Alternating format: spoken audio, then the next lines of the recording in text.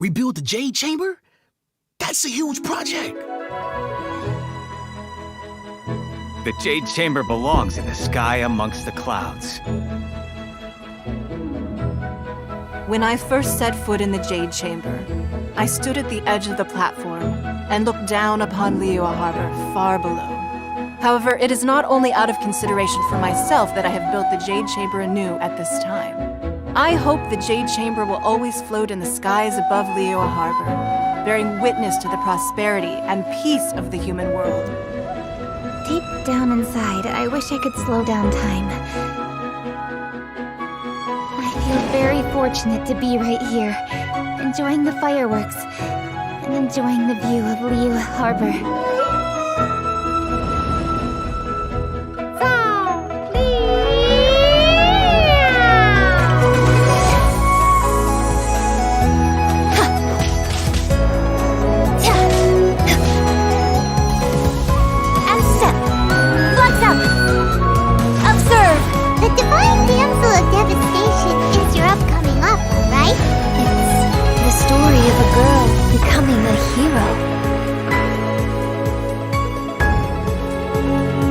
Perhaps the little girl was not as brave as the opera makes her out to be. Transfiguration! Do your master's bidding!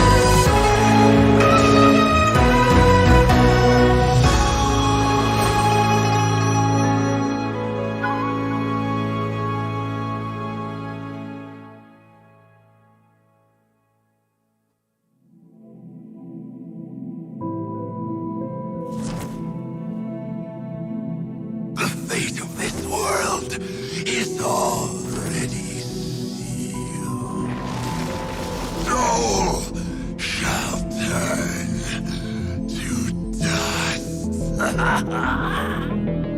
Let the flames of redemption rage from the ashes to this world anew. How brightly burns the truth! Hear the Inferno's call!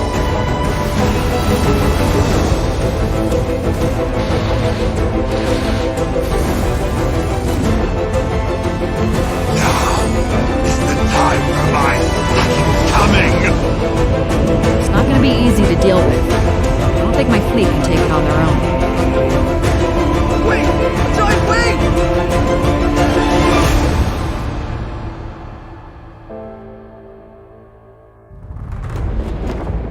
If it came to it, I could always destroy another Jade Chamber.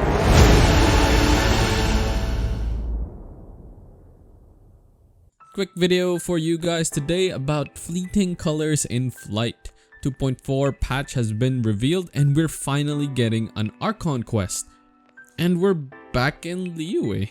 So I don't know if this is a sign that we aren't going back to Inazuma for an Archon Quest anymore, but that's something definitely I will question after 2.4 is out.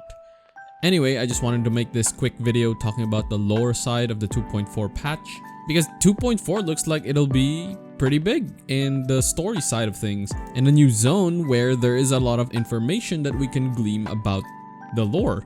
Specifically, it was said that Enkanomiya has a lot of books and hidden knowledge about Celestia and the Dragonair of the Depths, as well as Orobashi. So I'm hoping we learn a little bit more about that in Enkanomiya, as well as a little bit more about the Abyss, considering it seems like the Abyss is dwelling down here. There's gonna be a lot of lectors, heralds, and those new pyro lectors. They mentioned that Enkanomiya is in the Abyss, but we're not quite sure if it's the Abyss or if it's because it's down in the abyss of the sea or some other abyss. There's a lot of abyss in Teyvat, so we're not quite sure. But seeing as there's gonna be a lot of abyss creatures like the lectors and heralds, maybe these are the types of places that the abyss likes to hang out from, or these are the places that they try to guard to protect their secrets. Unfortunately, not much is revealed about Enkanomiya, so we're not quite sure yet what we're gonna be getting there. But like I mentioned earlier, we're getting an Archon Quest, and it seems that this Archon Quest is the introductory quest for Shenhe. So what does that actually mean? Does that mean that Shenhe is gonna be playing a vital role going forward in the Archon Quest? Is she gonna teach the traveler something in regards to the overarching story? It's interesting because Shenhe, her title is Lonesome Transcendence, which is a theme that is sometimes explored in the Archon Quest. An interesting thing that she said as well was that she said that she was born fated to bear the curse of calamity, whatever that means. Not to be confused with the cataclysm because they are different things, so I'm not sure what that means just yet. Will she be replacing Dainsleif in the future, or is this a one-time thing? Not too sure, but we'll find out once the patch is out. Another thing is that it seems that the Archon Quest will revolve around rebuilding the Jade Chamber. This at least gives us a little bit of a sense of time-lapse during our time in Teyvat.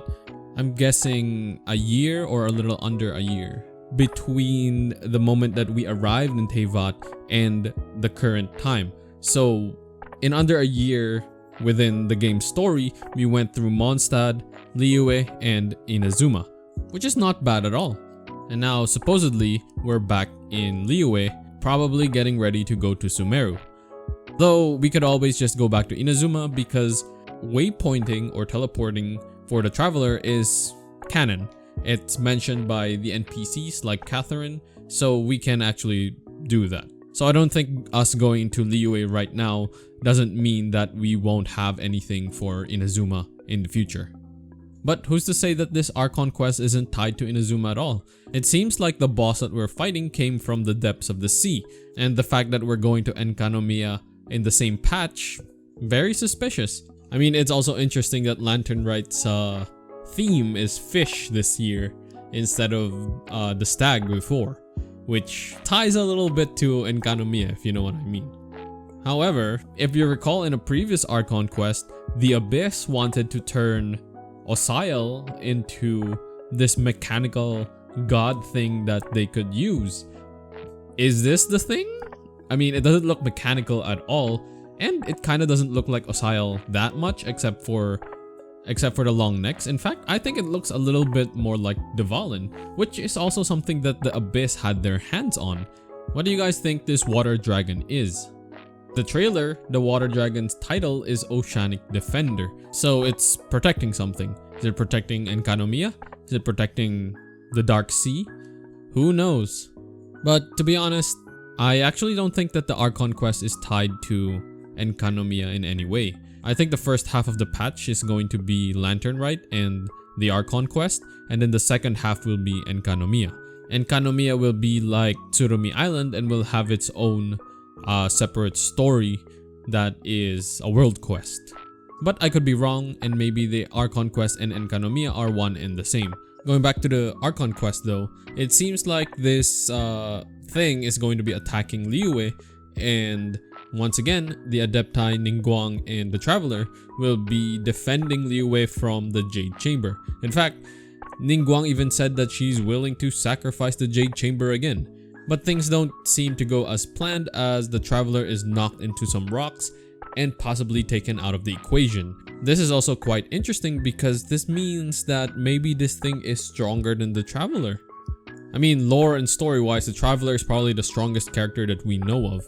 But then he gets beaten down, and then probably, based on the trailer at least, Shenhe arrives to maybe save the day. Maybe Shenhe has achieved a level of transcendence that is far more powerful than the Traveler. Maybe giving the Traveler a different perspective on how to become more powerful, as well as a different kind of perspective on how powerful a human can be. Because she learned her techniques and became powerful through cultivation, which is a fancy word for meditation and training, and a simple word for the Chinese mythology of cultivation, which is Shulian, I think. I'm trying to remember from the top of my head, but it's supposedly a Taoist concept in which humans can achieve transcendence through meditation and martial arts. It's a way to transcend your mortal shell in order to become an immortal and attain godhood. This is a long process where you draw in the energies of the celestial planes through meditation. Then you circulate the energy through your body in order to remove impurities and condense your soul into a more powerful thing. It has a long mythology with a lot of stages, which I don't want to get into too much into this video, but yeah, basically, if they're following the Chinese mythology of cultivation, then Shenhe is trying to achieve immortality or even godhood, something an Allogene can attain. Something Dainsleif might be quite proud of because of, humans having this superior power. They made it a point to make Shenhe human or mortal. They could have just made her into a Adepti and it would have worked out, but nope, she's human. My question is though, is she normal in terms of her lifespan, or is she another 500 to 1,000-year-old human who helped the Adepti back in the past? I don't know, we'll find out. Lots of questions and lots of interesting things next patch, but what do you guys think? Do you think the Oceanic Defender is in Lantern Rite or is it in Enkanomiya? Do you think Shenhe will play a bigger role in future Archon quests, or is she a one-time thing in this Archon quest? Let me know what you guys think in the comments down below. As always, thank you so much for your support. I hope you guys are doing well during this holiday season, and thank you for watching. See you next video.